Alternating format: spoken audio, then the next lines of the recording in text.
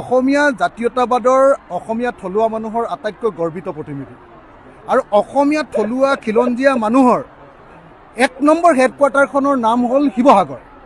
গতিকে মই শিৱসাগৰত খেলিম, শিৱসাগৰত জিকিম। আৰু আকৌ এটা কথা কৈ দিছোঁ, মইতো সেইকাৰণে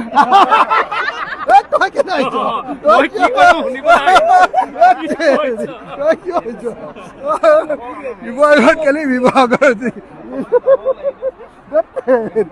আৰু এটা কথা মই এইটো সদায় মুখ্যমন্ত্ৰীক কওঁৱে যে আপুনি জালুকবাৰীত এই বাহিৰৰ বেংগলী মানুহ, বিহাৰী মানুহ, মাৰোৱাৰী মানুহ আনি জিকি আছে, এবাৰ শিৱসাগৰত আহক না। ইমান খিলঞ্জীয়া খিলঞ্জীয়া কয়, খিলঞ্জীয়া ঠাইডোখৰত এবাৰ শিৱসাগৰত মুখ্যমন্ত্ৰী আৰু মই একেলগতে খেলোঁ।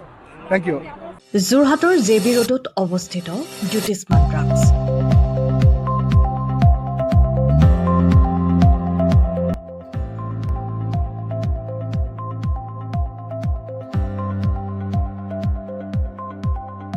আপোনালোকৰ সেৱাত জ্যোতিষ্মান ড্ৰাগছ।